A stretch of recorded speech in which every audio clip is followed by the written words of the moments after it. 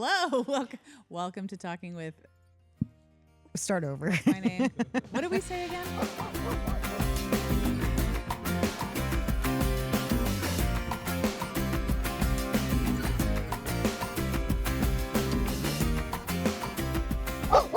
Good morning. I'm Shannen here at Cascade Pet Camp, and I'm here with Dr. Dana Reed. And we're going to talk to you today about a few subjects, but the first one is training sessions.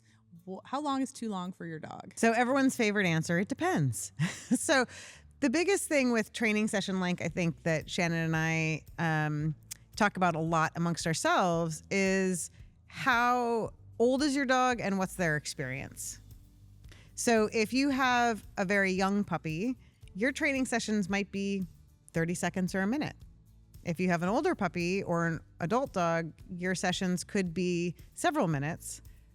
But I think both of us are on the page that if you're training for an hour, you're training for too long. Yes. I mean, training sessions also, as we were discussing before we started rolling camera, is that it depends on the intensity of your training. If it's a lot of pressure for your dog, a lot of eye contact, or something that they're it's a little bit harder for them to learn, meaning it's a more advanced behavior. Really short sessions mixed with play to keep the attention, but take some of the pressure off and have your dog in a different state of mind, and then come back and try it again. If it's a younger dog or a dog who hasn't had a lot of structure in training, or they're in a new home, et cetera, keeping it fun and keeping it so they're viewing you as something that is going to be worth engaging with. So absolutely. And I think one of the criterias that I use for myself is that I try and think about what is it that I want to work on or accomplish in the session. So I'm working on healing behavior. So the dog walking very nicely next to me on my left side. And I want that to be animated and happy. And so if precise.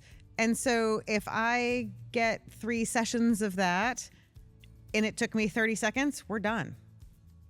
If it takes me 5 minutes and I still haven't gotten one, I might alter my criteria so that I get something that resembles what I want, and we're still done. So the biggest problem I think we see, and I throw myself under this bus, is that people want to do, it's human nature to do, I'm just going to do one more. I'm just going to do one more rep and get one more good rep in.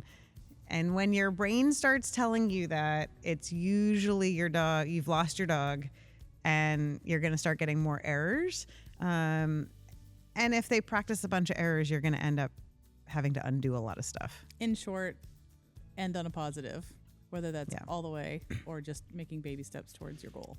Do you have a specific amount of time that you try and allot to train, that you say, okay, I'm going to take 20 minutes or 15 minutes or 10 minutes or?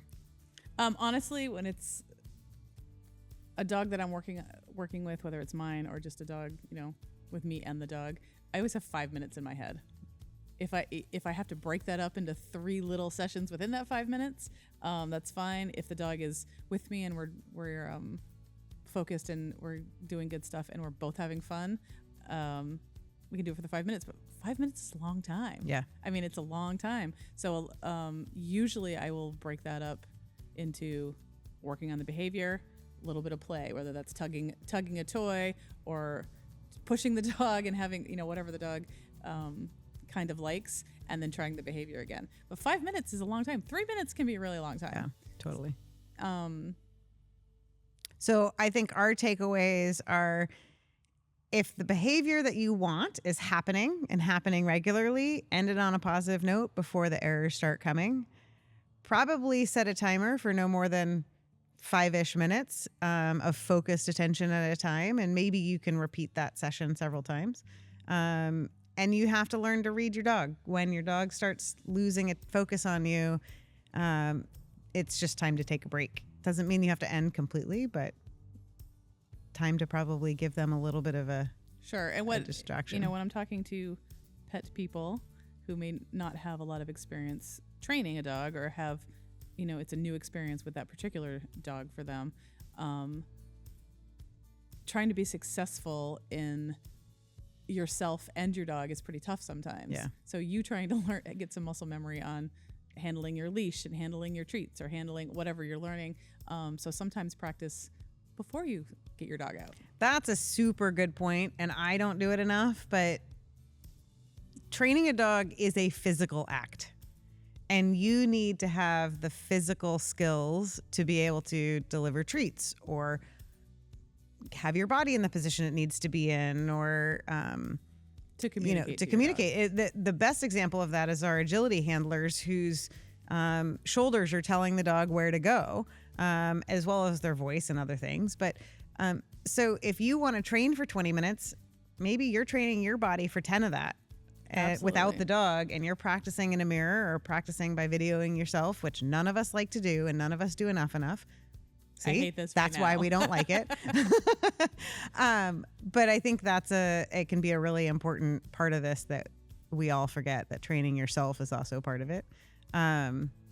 So if you want to learn more about training length or how long you can manage your dog or your dog's attention span, feel free to reach out to us at Cascade Pet Camp, and we'd be happy to help.